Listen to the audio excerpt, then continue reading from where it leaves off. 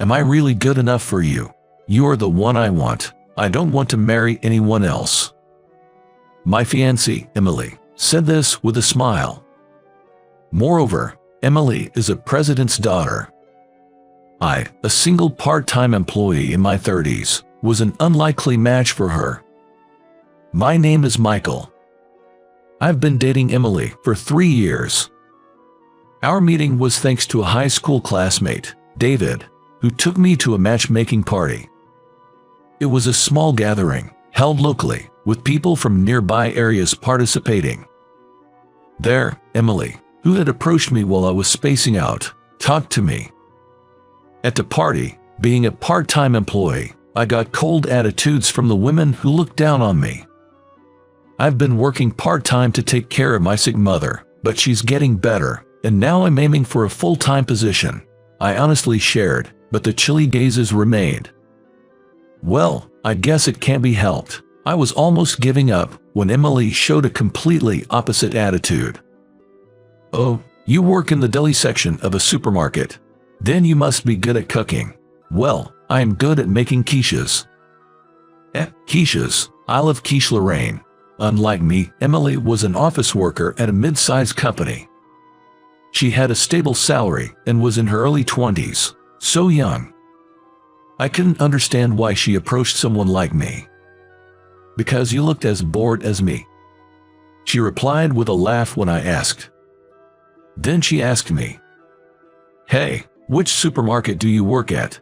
I worked at a small, long-standing supermarket in this town. When I told her the name of the supermarket I worked at, she smiled contentedly and said, "I've decided, I'm going to date you." What? I was surprised by her words. Of course, unless you don't like it. No, not at all. I'm the one who should say, "Thank you so much." That's how I started dating her.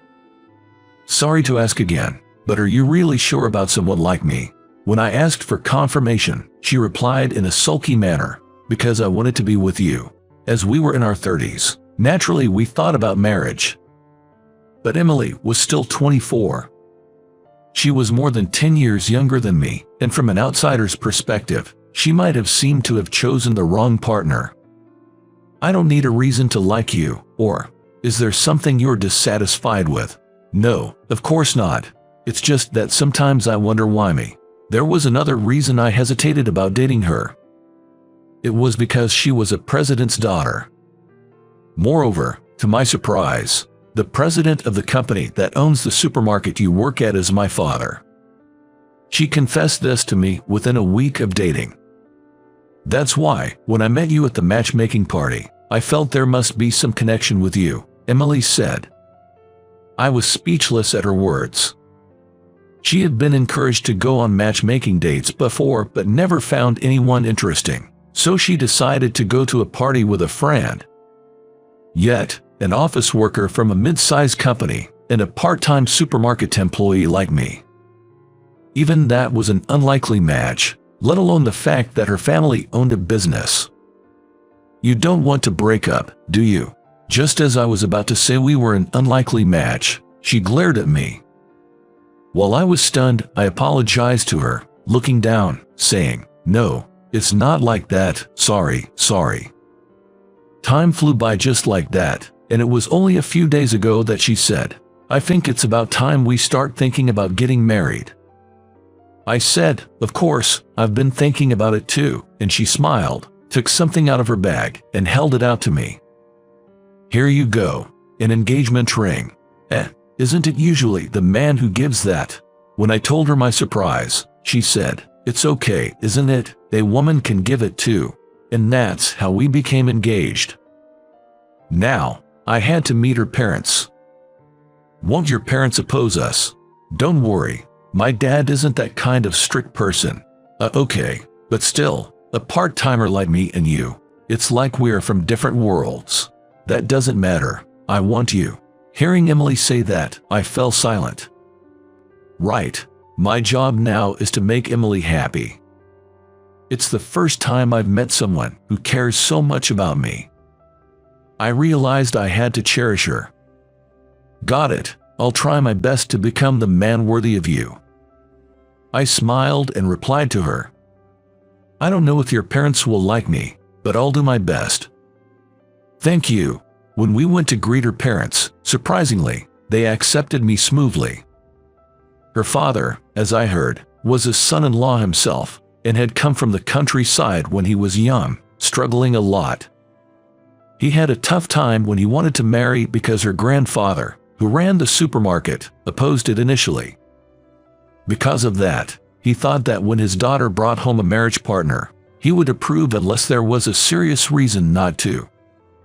I vowed to her parents to make her absolutely happy. Then we were busy preparing for the wedding, and before we knew it, the day arrived. At her request, we had a small wedding with close friends and colleagues at a restaurant we rented out.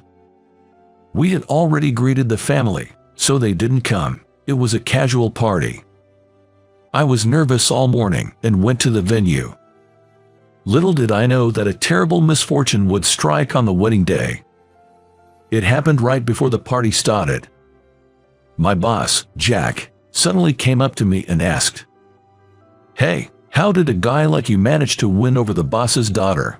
Did you do something shady?" "Jack, what are you talking about?" I was shocked by Jack's sudden comment. He was supposed to be happy for my wedding. I couldn't believe I was hearing such words. Everyone at work is gossiping.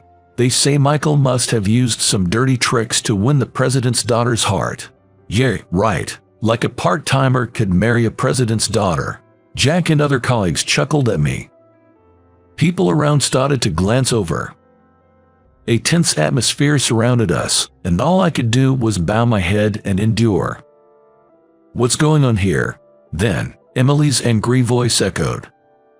She stepped forward to defend me and continued, "Stop saying weird things. And I know, there was a time when he was supposed to be promoted to full-time, but you crushed it.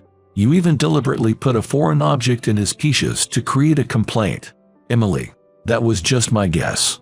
As I tried to stop her, Jack blurted out, "Why does the lady know about that?" Then, frowning, he made a face as if realizing he had slipped up. I was stunned. There had been talks about my full-time promotion a few years ago. But a few days later, a complaint arose about a foreign object found in the quiches I was in charge of cooking. This led to the full-time employment opportunity being scrapped. At the time, when I heard about the contamination, I was pale-faced, and Jack said, "It's a shame the result turned out this way because you didn't make proper quiches. You'll need to write a report on this." I remember Jack had a brief smirk after saying that. I, having no recollection of such a mistake, confronted Jack. "Wait a minute, there's no way something could have gotten mixed in during the process. I always ensure everything is checked thoroughly. This has never happened before." "So what are you saying? Are you implying that the customer is lying?" "I've never said anything like that." I began to suspect Jack when I saw his smirking face. He was the one who had displayed those quiches in the store. But there was no proof. I couldn't think of any reason why Jack would do such a thing. Then, an unexpected person appeared before us. Seeing this person, Jack's eyes widened in fear. Mr. Thompson, Emily's father, the president of the supermarket, Mr. Thompson, glared at Jack and continued, "I've been listening to the conversation. You just asked Emily. Why does the lady know about that? What do you mean by that?" "No, I was just wondering why she knew about Michael's complaint." Jack stammered his response. "Michael and my daughter are in a relationship. They would discuss such things. The issue is why you reacted to that conversation. That is." Jack slumped, weakened by Mr. Thompson's words. Then, suddenly, he apologized to me. "I'm sorry.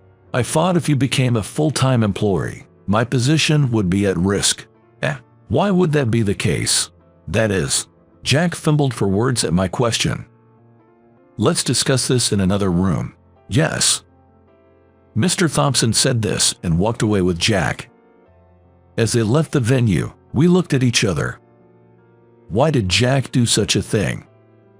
I was consumed by these thoughts until the ceremony ended. Mr. Thompson later revealed that Jack was worried that if I, a diligent worker, became full-time, I would quickly surpass and outshine him. It's jealousy, I suppose. It's regrettable that such a person is an employee of my company. After the ceremony, in the back room, Mr. Thompson finished explaining the situation to me. I can't believe he had such a childish motive, and to cause trouble for a customer. That's outrageous. I intend to take some action against him. It was an unbelievable act, causing trouble for an innocent customer. A justified consequence indeed. Now, let's put this unpleasantness behind us. By the way, how is that plan of yours coming along? Yes, it seems to be on track, I replied cheerfully to Mr. Thompson's words. It's sad to lose a skilled and experienced part-timer like you, but this was my suggestion after all. Yes, thanks to that, it looks like Emily and I will have a good life together. She is our only daughter. Take good care of her. Yes, I understand. And a year after the wedding, I had left the supermarket and opened my own store. It was a small deli.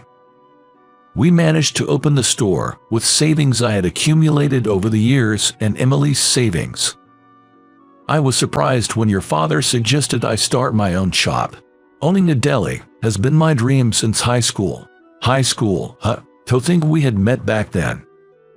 Really. As it turns out, Emily and I had met once, 10 years ago. Back then, Emily, in her rebellious phase and often clashing with her parents, frequently ran away from home. I met her during one of those times when she had left home. Hey, young lady, what are you doing in front of a convenience store at this hour? It's none of your business. Seeing her sullen expression, I just couldn't leave her alone. So, I gave her the leftover quiches from the supermarket I was planning to have for dinner. Here, if you're hungry, eat this. It's better than staying hungry, right? It's none of your business. Just as she said that, her stomach growled. Oh no, my stomach just growled. See, I told you so. I laughed loudly beside her, who was embarrassed. After listening to her parents' complaints, I persuaded her and took her back home. She looked so different then, with heavy makeup and a much heavier body, that I didn't realize until she told me that she was the same girl I met back then. We must be deeply connected in some way. Thanks to your father providing the land, I was able to build my own shop. There are no rental spaces around here, so it was a big help. Your life is starting anew. Let's make delicious deli food together and make our community happy. Yeah, you're right. Gently, I touched Emily's stomach. Next year, our family will grow, and our days will be filled with joy. I'm determined to keep working hard. That's a promise I made to myself.